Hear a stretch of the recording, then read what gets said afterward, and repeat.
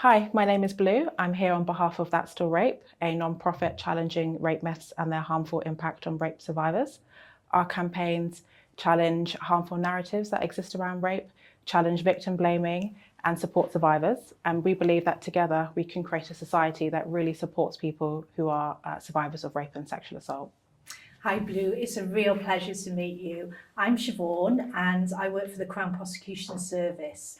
I am the National Chief Crown Prosecutor Lead for rape and serious sexual offences, which means that I have a particular role within the Crown Prosecution Service in ensuring these cases are dealt with effectively. So Siobhan, tell me, what is rape in the eyes of the law? So rape in the eyes of the law falls under the Sexual Offences Act of 2003. And in essence, it means that an individual has to consent to sexual activity with another individual at its most high level. There are a number of different offences within the Sexual Offences Act which most probably encapsulate what we think of as rape when we talk about it. So in essence, serious sexual offences. As far as rape in terms of the legal definition, rape occurs when a penis is used without the consent of the other party to penetrate that party's mouth, vagina or anus. Section 2 of the Act deals with other offences that involve other body parts or indeed objects that penetrate another's body without their consent. Great. And on that note, the current legal definition obviously is focused on penetration with a penis or an object. Do you think there is a need to update the definition at all, or do you think it covers enough of the cases that you see? Well, I think the 2003 Act in its totality, and it is quite a substantial act, covers most of the serious sexual, well, in fact, most probably all of the serious sexual offences that are complained about and envisioned. So I think we've got a pretty comprehensive suite of criminal offences that deal with all different types of serious sexual offence. Mm-hmm. And what is needed from a prosecutor's point of view to bring about a rape charge? Well, it might be helpful if I go right back to the beginning on that one. So, of course, when somebody is, when a rape occurs, a complainant will, as their first sort of intersection with the criminal justice system, most probably either contact the police themselves or have somebody else contact the police on their behalf. The police will then investigate that case. And at the conclusion of the investigation, if the police feel that there is evidence of a criminal offence being committed, they will then refer the case to the Crown Prosecution Service. So the Crown Prosecution Service and the police work really closely together, but they are independent of each other and they have different statutory requirements. So the police are responsible for investigation and the Crown Prosecution Service are responsible for ultimately making a decision whether to charge a case, and if that case is charged, for the conduct of that case through the courts. So, as I say, the first interaction that most complainants, victims have with the criminal justice system is they will contact the police. It's important that we work closely with the police right from the word go. So the police are the specialists and the experts in the investigation, but sometimes our lawyers can bring that legal perspective and input into the investigation to make sure that investigation is focused on the right issues and the evidence gathering is as effective and also focused as possible. So it may be that at a relatively early stage, the police will contact us and we will give them advice as the investigation proceeds, and we'll work together in that sense. But fundamentally, where our role really does kick in, and the way that we're thought of. When the public think of our role, it's when the investigation is concluded and the case is passed to us. At that point, a rape case would go to a specialist prosecutor in one of our rape and serious sexual offence units. So all our prosecutors who work on this type of offending have been trained in trauma-informed approaches to this work. They're trained in the evidential issues around rape and serious sexual offences, and so they're really well equipped to deal with these cases effectively. All our prosecutions, including rape and serious sexual offences, then have to be assessed by a prosecutor who uses what's known as the Code for Crown Prosecutors. Now that is in effect our test, our decision-making test for whether a case is going to proceed to charge and through the courts. So that's a test that has two elements to it. The first is a legal test. So we have to look at the evidence and assess whether we think, and the precise term is whether we think there's a realistic prospect of conviction. So that is there sufficient evidence for us to properly put this case before a court and have them make the ultimate decision on the case? If a prosecutor assesses that yes, there is sufficient evidence for a realistic prospect of conviction, their thinking is then move to the second part, or the second element of the Code for Crown Prosecutors test, which is a public interest test. Now that fundamentally is us as prosecutors asking ourselves, would the public consider this a case that should properly be put into the criminal justice system? I just want to jump on that point. Yes. There is a lot of the survivors we interact with have reported their assault to police, and while it is recorded, it's not picked up by the CPS. So there is a bit of an attrition rate between reporting and prosecution. And you mentioned those two legal standards, evidence and public interest. Which one of those standards essentially is not being met by most of the cases you see, in the sense that if the cases aren't being pursued, so which of those two standards aren't being met? Well, in terms of the public interest test, it is very unusual and rare for a rape case not to be pursued in the public interest. So it's an incredibly small number of cases.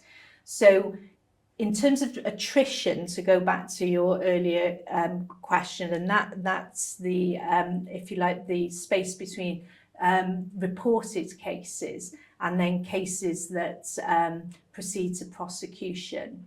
Obviously, there are a number of steps there before it actually gets to the point where the Crown Prosecution Service will apply their legal test. So there can be attrition for lots of reasons. So there can be attrition because at a very early stage in the case, a survivor decides for whatever reason that they don't wish to pursue a case through the criminal justice system. Sometimes there are cases which are just simply undetected, so no perpetrator can be identified by the police. So there are a whole raft of reasons that an investigation might not get passed on to the Crown Prosecution Service. What I will say is, in terms of the cases where the investigation is complete and the police think that the case should be referred to the Crown Prosecution Service, and we apply the code test, so that evidential and public interest test, about 7 in 10 of those cases do proceed to be charged. So it's quite a high proportion of cases that are referred into the Crown Prosecution Service at the end of an investigation that do actually proceed through the criminal justice system.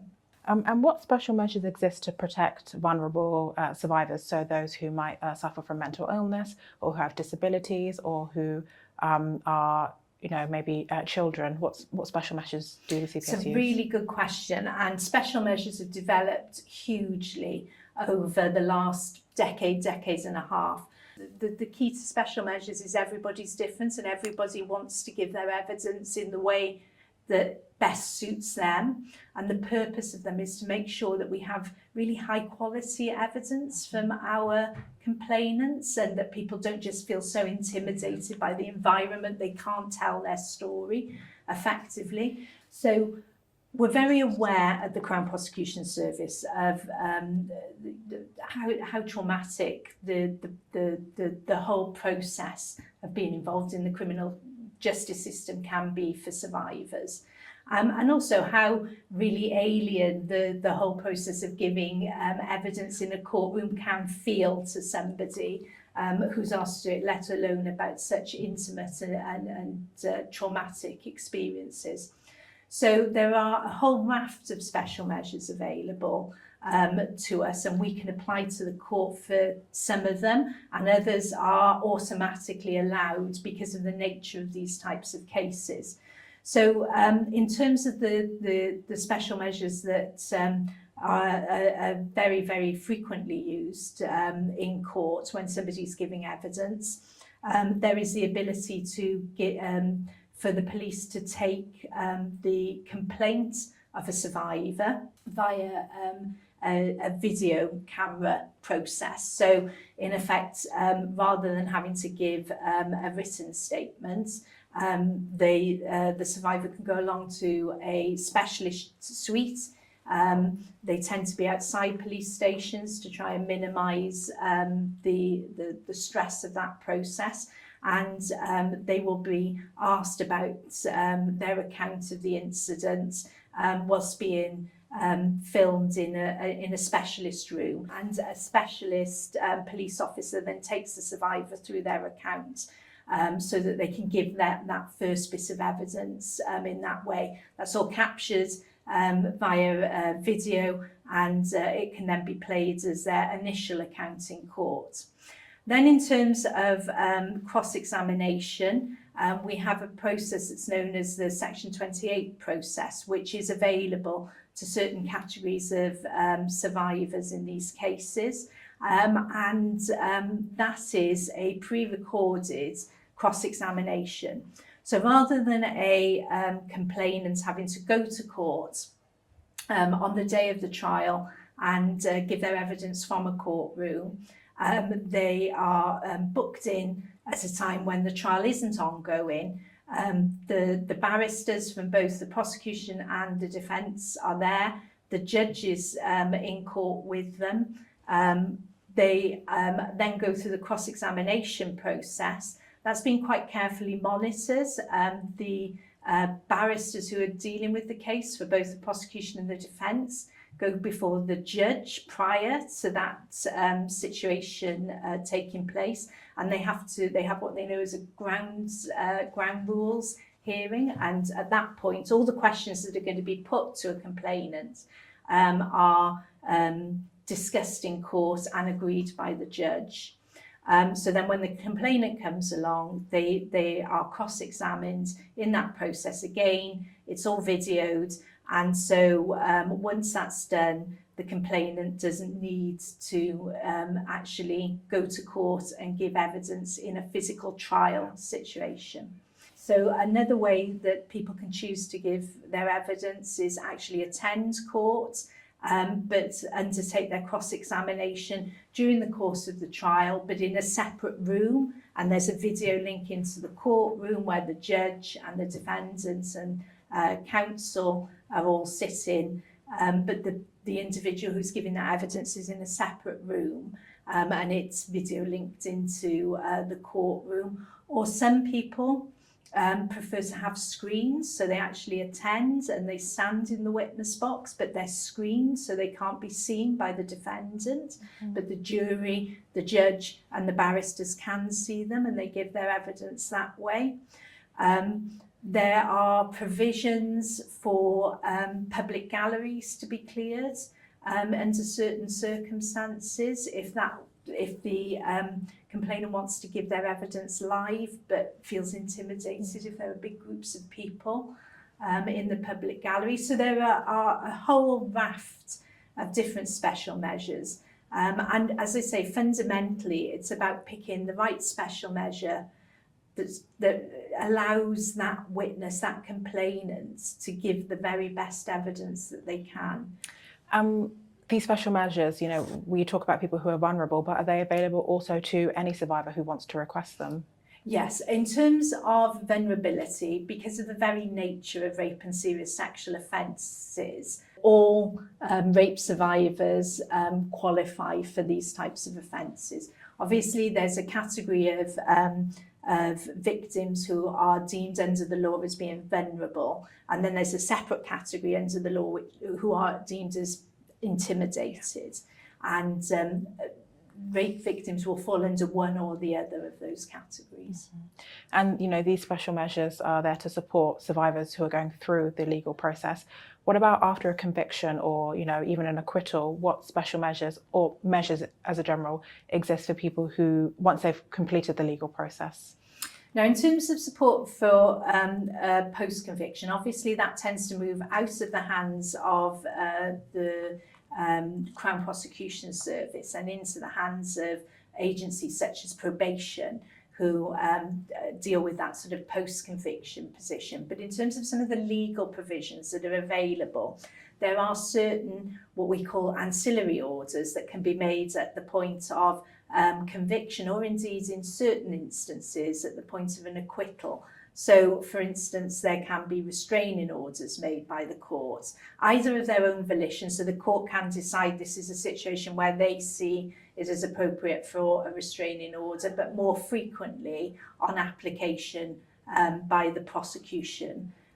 So there were restraining orders. If somebody's convicted of a sexual offence, there are notification requirements. So in most offences, not 100% of the offences in the Sexual Offences Act, but in the large majority of those offences, and certainly the higher end offending, there are notification requirements for somebody once they're convicted of such offences. And there's also a sexual harm prevention order, which is an order that can be taken out by police forces in situations where there's an acquittal or there's yet to be a conviction, but there's an ongoing concern about the behaviours of either of a perpetrator, and that can be made. And what does that involve, that protection? Well, that protection in terms of restraining orders, it can involve keeping perpetrators away from particular areas. It can, in some circumstances, it very much depends on the nature of the offender, but it might prohibit them from, in terms of the protection from sexual harm orders, might prevent them from using the internet in certain circumstances. So there's a whole raft of provisions that can be made that will be tailored to try and offer some wraparound protection to the survivors. Mm-hmm. And these measures, you know, they support survivors who want to take part in the legal process. But what about victims of rape who are kind of reluctant to proceed with the process? I know a lot of survivors initially report and then withdraw their report, or, you know, they're very hesitant to take part. Do the CPS have measures to support those individuals? Absolutely. Well, that's where our fantastic third sector partners and our stakeholders really step in, because we all understand this is a very personal decision for survivors to make, and not everybody necessarily will want a criminal justice outcome. Now, we obviously are there to support people who do want a criminal justice outcome. But when somebody reports an offence of rape, then almost all of them, with their consent obviously, will be referred to an independent sexual advisor or advocate. Now that tends to be either a sort of third-party organisation, or certainly local authorities support some of those advocacy schemes, and indeed policing support other of those schemes. But these are individuals who are there really to support that survivor through the process, to signpost them to any sort of assistance that they might need, support services, and really help help them through the process, irrespective of whether they necessarily want a criminal justice outcome or they simply want to have their complaints acknowledged in some way officially. You know, we've got some absolutely fantastic, in this country, fantastic sexual assault referral centres. Many of them are open for self-referrals. A number of them will be willing, if a survivor reaches out to them, to do some forensic examinations and retain those for a period of time in case the survivor hasn't yet decided whether they want a criminal justice system. So there are a whole raft of different services out there, irrespective of whether you want to move through the criminal justice system or not. Mm-hmm. Yeah, these services are great, but unfortunately the dropout rate for rape and other serious sexual offences is higher, especially when compared to other crimes. Is there anything else that the CPS could be doing, and what are you doing essentially to improve this attrition rate? Well, in terms of attrition, the work that we're doing really does relate to supporting people to stay in the process. So we've got a massive victim transformation programme in the CPS, which is under our auspices, where we're working really hard to support our victims through the criminal justice process. That includes having specific officers, victim support officers within and embedded in our rape and serious sexual offence units, our RASO units, in case I slip up and use the acronym, but it stands for Rape and Serious Sexual Offence Units. So our specialist units have these victim liaison officers within them, and their role is really to support victims through the process, keep in contact with them. If people are hitting issues that are making it really difficult to remain in the process, they'll try and either help them through those themselves or signpost them to people who can help, and really make sure that people are given the information they need and the support they need right through that criminal justice process. What training do prosecutors get as part of the rape and serious sexual offences? You know. So obviously all our prosecutors are qualified lawyers first and foremost, and criminal law specialists, and then in terms of the training that they get over and above that to be deemed a specialist in the rape and serious sexual offence unit, they get training specifically around the law involving rape and serious sexual offence. They also get trauma-informed training. So in fact, we've just completed a big rollout of training in terms of communication in a trauma-informed manner with, well, I think it's about 550 members of our staff. So those are the RASO units right across England and Wales have had that training to try and ensure that they can communicate with victims or survivors of rape and serious sexual offences in a way that's really alert to their particular trauma and their experience, and make sure that that they can support them in the most positive way. So lots and lots of training. It's pretty much an ongoing process for us. We're always looking for ways to improve our interaction with survivors, to improve our application of the law as the law develops, and we train our people regularly on all of those details. Mm-hmm. And how do members of the CPS challenge misconceptions in court? Well, again, really interesting question. And we at the CPS we in partnership with a charity called Equally Ours, undertook a big piece of work in 2023 where we really went out to large cohorts of the public and asked them various questions, really to gauge where we were with misconceptions and assumptions around rape. And it was very, very interesting piece of research, and really demonstrated that there are still some quite significant myths and assumptions out there. Not telling you anything you don't know, I can see. And also that they are generationally somewhat different.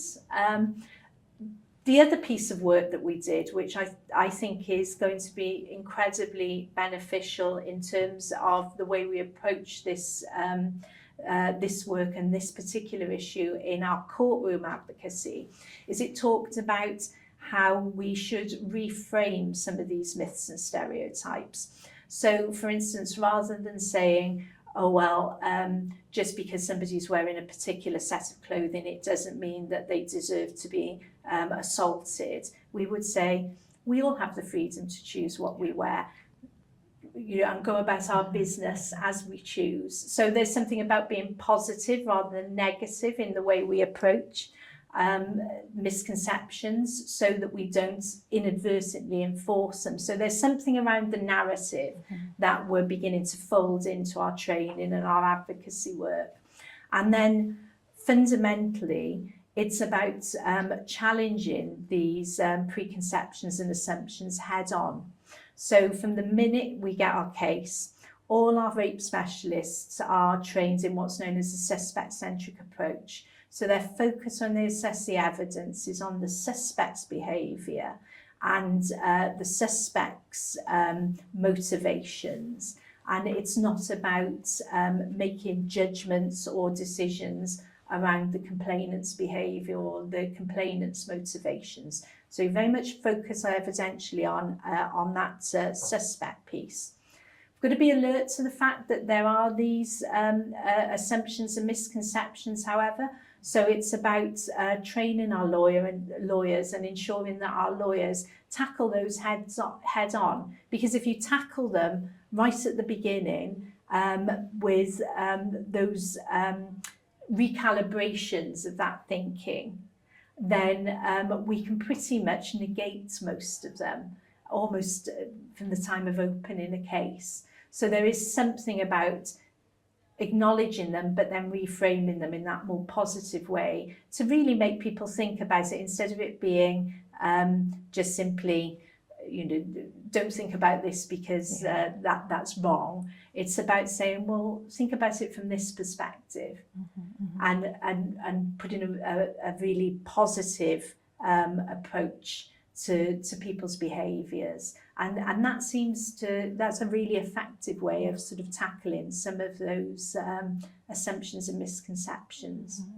I just want to pick up on two things you've mentioned. So one, when you mentioned the fact that your prosecutions are really suspect focused and not survivor or victim focused, are there any areas that you look into relating to the victim? So it might be things like their behaviour or therapy notes. Is there any way in which the victim might also be under investigation? And then just picking up on what you said more recently in terms of misconceptions, with your experience, how often are misconceptions about rape an issue during prosecutions? Do you think that's one of the main reasons that the conviction rate is not as high as we'd like it to be? I think that is quite a difficult thing to unpick. So let me think. If I deal with the conviction rate first and foremost, obviously we don't know what makes how juries come to their decisions. So it's really difficult to make definitive statements about trial outcomes. What I would say is over 50% of the rape trials that we prosecute end in a conviction. There are a huge number of directions now that juries are given by judges in order to really tackle head-on any preconceptions and assumptions that they may have. And so they're a really important part of the trial process. So that everybody within criminal justice is very alert to any issues that might in any way cloud the evidence, and the whole trial process is designed to try and strip those out and deal with them as appropriate. And I've forgotten the first half of your question. No problem. The question was focused on the fact that investigations are suspect focused. Is there any area into the victim's life that you look into? Yes, sorry. So in terms of the investigative approach, the focus is on the suspect. We are not investigating the complainant or the survivor. That is not the purpose of our role. There are occasions, because we have a duty to ensure that there can be a fair trial, and we have statutory duties as the prosecution authority to make sure that both ourselves and the police look into all what are known as reasonable lines of inquiry. Now, there are very clear rules for those, and they must be focused on contested points in any case. And so there are times when information that the complainant gives us will be pursued. And the reason for that is quite often that information is really evidentially rich and helps support their case.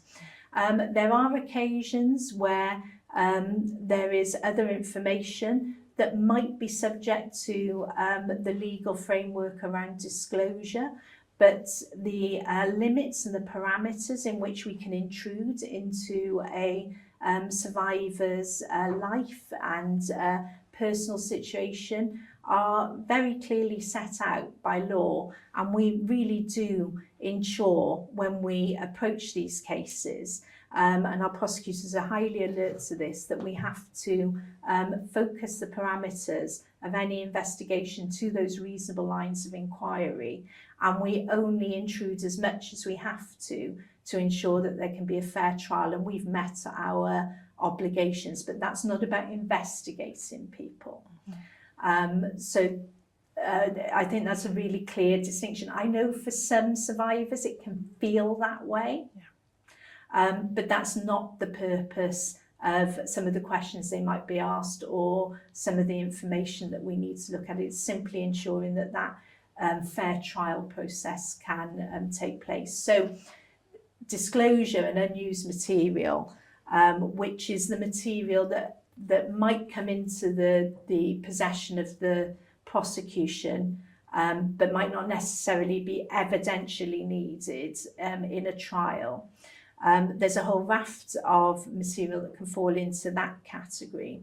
And that material, by law, we have to, as the prosecution team, we have to make a decision about whether it could undermine a defendant's case, or assist a defendant's case. So just because a prosecutor has some material, it doesn't necessarily mean it's automatically going to be disclosed to the defence. There is a whole process that has to be gone through and a whole number of legal checks and balances to make sure there's no intrusion into a complainant's privacy that's unnecessary to balance against the fair trial provisions. And I understand that survivors, they're not being investigated, as you just said, but many of them do feel that way. Is there anything the CPS is doing or could be doing a bit more to kind of reassure them of that? I think there's something about getting out there and just saying that. And also people understanding our role and our purpose, and fundamentally we're there to prosecute cases fairly and impartially. And I think if we explain what we're doing to survivors as we go along that process, which is why we've brought in the victim liaison officers. So if somebody's concerned about what's happening, they can raise those issues. If they've got questions, they can raise any queries they've got. That's why the ISVAs, the advocates, are so important, because obviously they have a real understanding of the process and can explain that to a survivor as they move through it and support them through it. But yes, there's something about us making sure we communicate really clearly with people and people understand not just what's being done, but why it's being done. And hopefully that will make it feel like a less intrusive process. Yeah. And for survivors who, you know, they do feel like they're being intruded on and they don't want to give so much information. So for example, we've had survivors reach out to us and say that their phones were requested and they didn't want to give them. Are the CPS able to proceed with the trial if a survivor refuses to give over a level of evidence, or is that kind of the end of it? It's very case specific, and I know that feels like a bit of a duck, but it really does depend on the actual case and those contested issues. First and foremost, we won't be asking for phones just as a matter of course. So there will have to be a reasonable line of inquiry around a phone, and we're very, very aware, all of us use our phones, all of us are hugely reliant on them, that having to give them up even for a short period of time can be really difficult. And there's now a really clear legislative framework about when we can ask for phones, and also how long the police can keep a phone and what can be looked at on that phone. So first and foremost, just because you report an allegation, it doesn't mean that the first thing that happens is your phone's taken off you and your whole private life is trawled through. If it's necessary, evidentially, to ask a complainant for something like access to a phone or particular data within a phone, that request can be made. There's nothing to stop a complainant saying no. What will then happen is there'll have to be an assessment on the evidence to really see where we are in terms of, have we still got a realistic prospect of conviction in the case, and also are there any issues that we'll have to potentially raise because of concerns around disclosure, and have we in effect told the defence everything we need to tell them.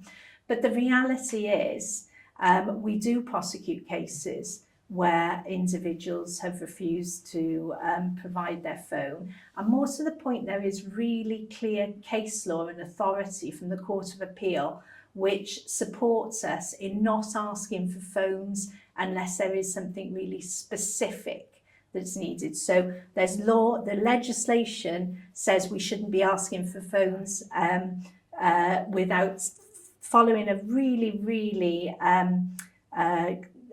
clear test, legal test of when that would be appropriate. And then we have case law from the Court of Appeal saying simply because you haven't, someone hasn't granted access to their phone, it's on a case-by-case basis, and it doesn't necessarily mean that a case will fail. So these are arguments that are being worked out through the courts, both in terms of primary legislation and authority. So earlier you mentioned that approximately, I think 50% of the cases that you prosecute do end in a conviction. That's great, and that's a really reassuring number to our survivors. Unfortunately, from a lot of the survivors that we speak to and some of the evidence that is out there, it does seem as though that the number of reported rapes going to a conviction is still quite low, especially comparative to other crimes. So I just want to understand a bit more, what area is the CPS really focusing on in terms of improving justice outcomes to survivors? Is it the reporting area? Is it the charge? Is it the prosecution element, or is it a conviction? What can be done so that more of the rapes that are reported actually result in a conviction? Well, I think that's a question for the whole criminal justice system. That's a cross-agency approach is necessary, because obviously it's not just the Crown Prosecution Service that has the input and the ability to change some of those points in the system. But in terms of our focus, I would say, and I don't mean this flippantly, our focus is fundamentally to bring perpetrators to justice for the right offences. So we want to see attrition reduced constantly. We want to see more cases properly built, more cases brought to court, and more cases effectively prosecuted. Our focus has been in that early stage, working really closely with our police partners in terms of making sure that those referral rates have improved, and they have improved incrementally. So there's been a massive increase in the volume of cases being referred to us by the police over the last 2 or 3 years now, and then following on in the volume of convictions that have resulted in that. But so there is a sort of an upward trend in the numbers right from that earliest stage all the way through the system. And we are committed, and it is a priority of the Crown Prosecution Service to continue pushing and making sure that we do everything we can to ensure as many survivors get justice as we can possibly make happen. Great, thank you. And what is your message to victims in light of the current court backlogs and what's being done to improve them? So again, we're working as part of a system in the Crown Prosecution Service as far as court backlogs are concerned, but we've got a real commitment to do what we can to improve timeliness, and we're doing a great deal of work to make sure that we support our policing colleagues with timely investigations, that we ourselves make timely decisions around charging, and then we support victims and witnesses through the criminal justice process. And we also work to ensure that rape and serious sexual offences are a priority within the system.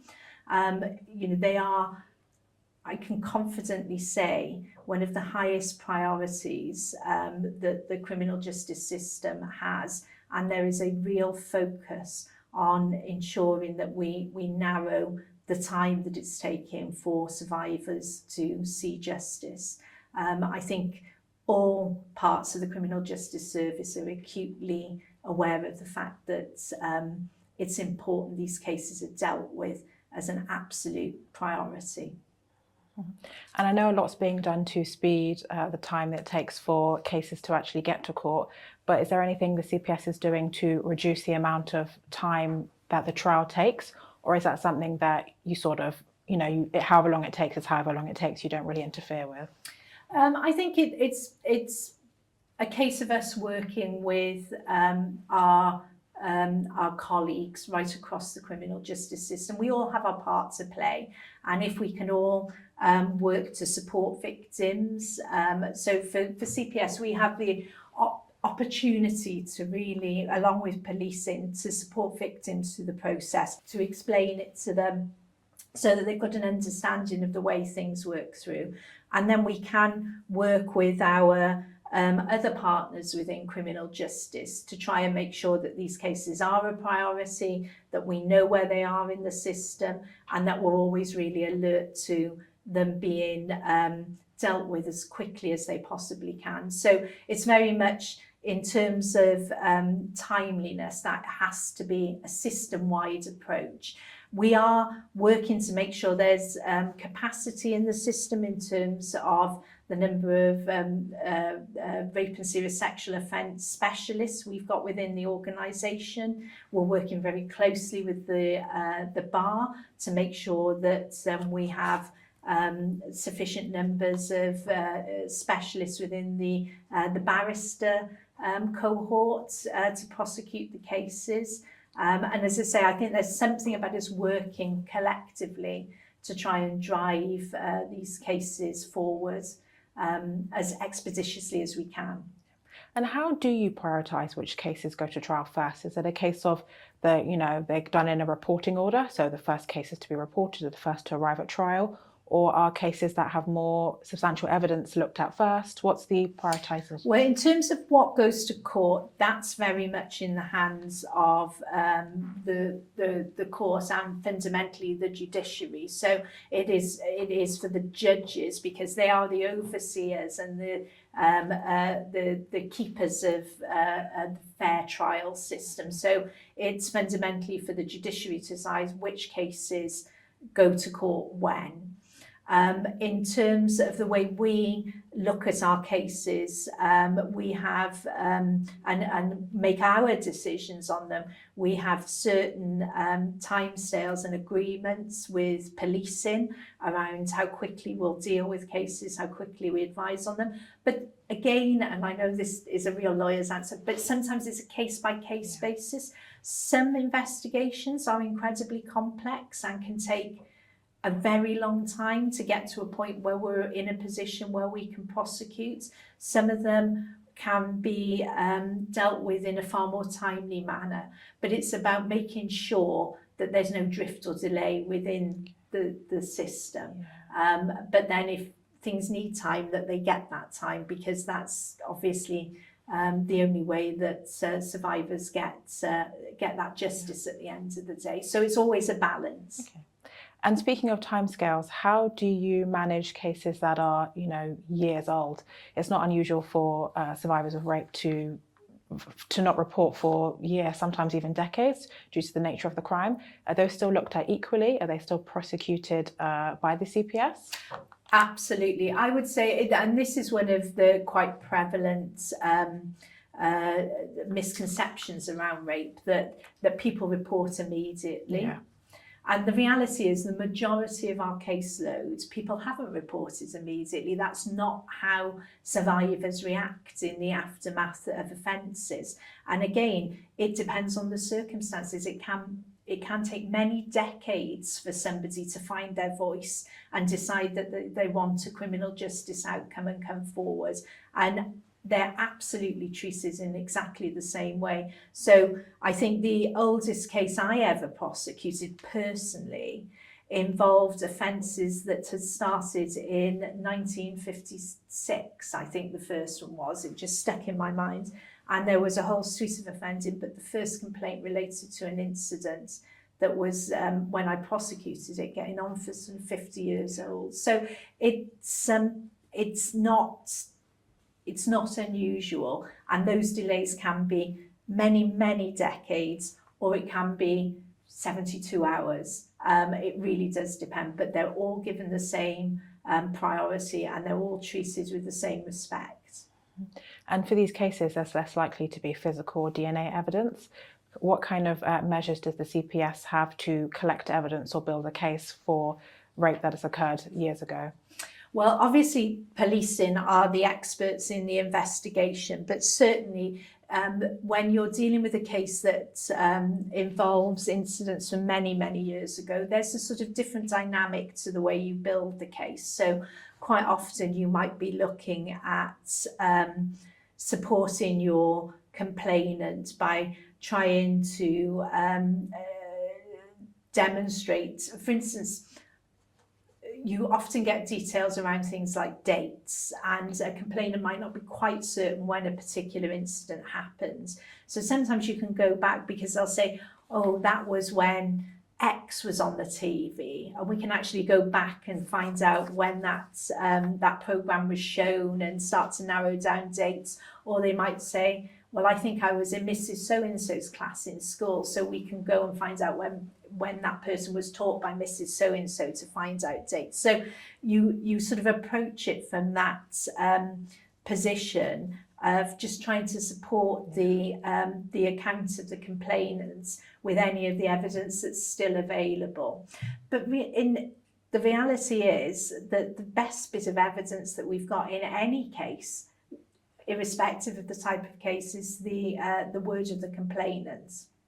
And so in those cases, we're looking at the evidence that they can give us, and then you try and support that evidence with some of the surrounding incidences. You track down the witnesses that they say that they've spoken to around them.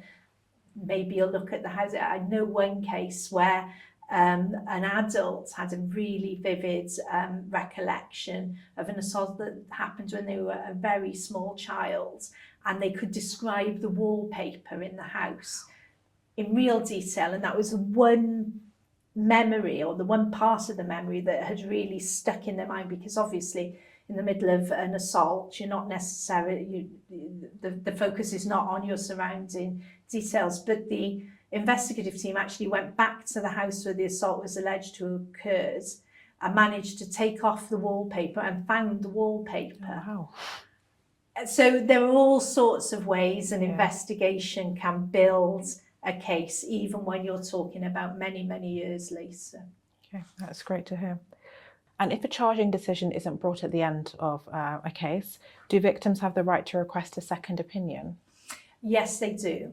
So if a decision is made that a case won't be proceeding because of insufficient evidence, then first and foremost, the survivor will get a full explanation by letter, which is hand delivered, explaining the reasons for that decision. They're also then offered a meeting, so they can come in and actually meet the lawyer who made that decision, who will sit down and answer any questions they have and explain it in sort of face-to-face to them. If the survivor is still not content with the decision after that, they have what's known as a victim's right of review. So any victim can make in effect just say, I want another lawyer to look at the case. And at that point, the case will be re-reviewed, fully looked at again by a lawyer who is entirely independent of the original decision.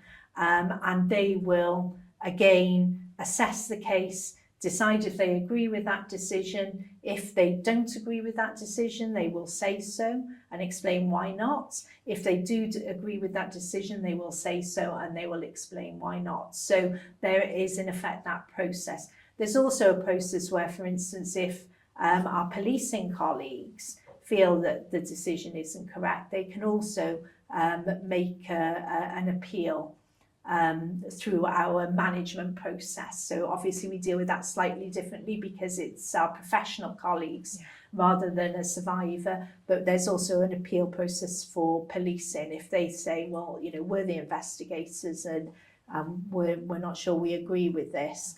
And again, there are conversations, meetings and explanations as a result of that. Okay. And that gives the police the ability to kind of question some of the decisions by the CPS. Equally, do you have the ability as the CPS to question decisions of the police if you feel like you are able to prosecute a case and the police that they don't want to put it forward to you? Do you have the reach to do that? Well, this is why being, if you like, critical friends and partners is really important, and this is why both ourselves and policing have focused on that partnership working piece, because it's not just about all being nice together. It's also about being able to respectfully challenge each other and push each other to be better. So we have got obviously there are always ongoing conversations between the police and the CPS. We do have, as I said earlier, we do quite often get involved in what we call early advice with policing. So if an investigation is moving forward, but the police feel they could benefit from having a legal view in that investigation, they can ask us for early advice. But also, right across England and Wales, policing and the CPS come together to hold clinics where we, in effect, consider the work that we've done. We consider some of the cases that haven't gone forward, whether that be a decision made by the CPS or indeed policing. And we just sort of check and challenge and quality assure our work and our decision making around that. We also have, and this is a broader review, we have what's known as local scrutiny panels, which are panels within each area. CPS has 14 geographical areas, so that's why I'm talking about areas. Should have explained that. So on each area, so each of those geographical areas, we have local scrutiny panels. Those are panels made up of representative stakeholder groups, survivor groups, our third sector, and we will take cases to those panels for them to, obviously all completely anonymised, but for them to look at them and consider all sorts of aspects of our work to really bring that victim's voice and that victim's perspective into our decision making. So there's quite a lot of ways, as well as the fundamental check and challenge of the victim's right to review process, which is something that is within the gift of every survivor. If you're not happy with your decision, you can ask for that process to start, and it is an absolute right, it will start and the review will take place. But there are lots of other ways that we work with our colleagues and our partners and our stakeholders to try and ensure both police decisions and CPS decisions are where they should be. And are cases that are dropped ever re-picked up or re-prosecuted by the CPS? Yes, and that does happen. And some of them come from many years ago, where a survivor might have contacted us. For instance, cases that weren't prosecuted many years ago when the survivor was a child and they may reach adulthood and have questions about that, and ask for those sort of cases to be looked at again. Now, they don't fall within the victim rights of review process because that's slightly different, but childhood survivors can refer cases to the Child Sexual Abuse Panel, which is another panel which involves our stakeholders, where we actually look at cases and we can then invite either the CPS or the police to look at them again. So there's that process. And then in terms of the victim's right of review process, so that very immediate process in real-time decision making, you know, there are occasions when an independent lawyer will look at it and say, no, this case is capable of either being built or it should proceed, and those cases do proceed. Okay. And who decides what sentence a rapist gets? Fundamentally, that's the judge's job. Okay. So the judge is the sentencing authority. What we do, our role in that process is to really outline the facts, to assist the court by raising any issues around that might be aggravating features, to make sure the court is fully informed so that the sentencing application is as full as it can be. We also obviously will circling right back, we talked about ancillary orders. It's at that point we do make applications for ancillary orders around our cases, but fundamentally the judge is the person who passes sentence. And 2 questions from that. Are you able to make sentencing recommendations? And if you disagree with a sentence, are you able to request a review?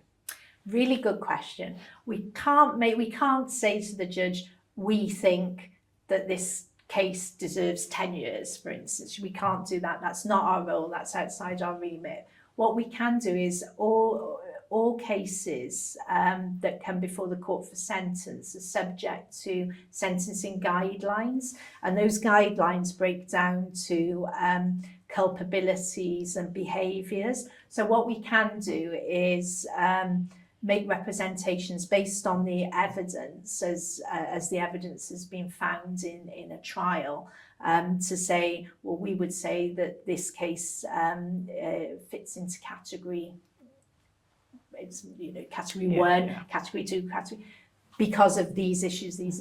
But fundamentally it is for the judge to make the ultimate decision on whether that's right or not. And obviously you've got the defence there who may be making different representations, but it's about really assisting the court in that process and making sure the court has before it all the information they need to make the correct sentence. In terms of can we appeal a sentence, there are certain types of cases, and rape, it does fall into that category of case, where we can apply to the Attorney General to consider making an application to the Court of Appeal for what's known as an unduly lenient sentence. So if at the conclusion of a case, we look at the case and we think, well, we were expecting that case to be sentenced into that category, and it's actually been sentenced into a lower category, and we wonder if enough weight has been given to a particular part or element of the case that we think might impact on sentence. If we think it's unduly lenient, so it's got to be very lenient, we can apply to the Attorney General to consider that. But fundamentally, a decision as to whether that case goes to the Court of Appeal is within the hands of the Attorney General. But there is a process for appealing certain categories of sentence. What I think is maybe not necessarily broadly appreciated is any member of the public can, or indeed a survivor themselves, can apply Okay. directly to the Attorney General and ask them to consider a case if they feel a sentence is unduly lenient. And obviously the CPS are responsible for prosecuting criminal trials. If a survivor reports a case to the police, it's picked up later by the CPS, but the survivor doesn't necessarily want a punitive punishment. Is that taken into consideration by the CPS? Will they kind of bypass the court process and look for an alternative? Or are you only focused on sort of legal trials? I think the survivor's voice is very important. That would very much depend on the nature of the offence. It would depend on where that survivor was in terms of what they wanted from a criminal justice process. And also fundamentally, we prosecute the case on behalf of the public generally. So the survivor's voice is at the heart of everything we do. But my relationship with a complainant as a prosecutor is slightly different to my relationship with someone who is my client. So as a defence barrister or solicitor, your client is the defendant and you are bound by your professional obligations to, in effect, follow their instructions. Yeah. As a prosecutor, my role is to represent the state. So I have to take that a step back, and although I very much take into account the survivor victims' perspective on things, I also have to think about the general safety of the public and what the public would want as an outcome. So that's quite a nuanced decision that has to be made. But what I can't do is, for instance, go to court, prosecute a rape case, and then say to a judge, but the survivor doesn't want this person to go to prison, so you can't send them to prison. I can't dictate what happens because that's not my remit. What a survivor can do, and what people sometimes do, is if they've got very strong views on sentencing, they sometimes make representations within their victim impact statement. So although they can't address sentence directly, if you had and the point of the impact statement is to really talk about the impact that offending has had on you and your life. Generally, I have seen victim impact statements where people will say something along the lines of, my aim in coming forward to the police on this was not to see somebody go to prison, or sometimes people actually say, it's always really remarkable, I forgive the individual for what they've done, but I feel they've got to face the consequences. So there is a way of the victim survivor having a voice in that process, but it's not determinative. Okay. Yes, those are all of my questions. Thank you so much. You're extremely knowledgeable and that was super insightful. Unless there's something else you'd like to share? Just thank you for your time. Thank you as well.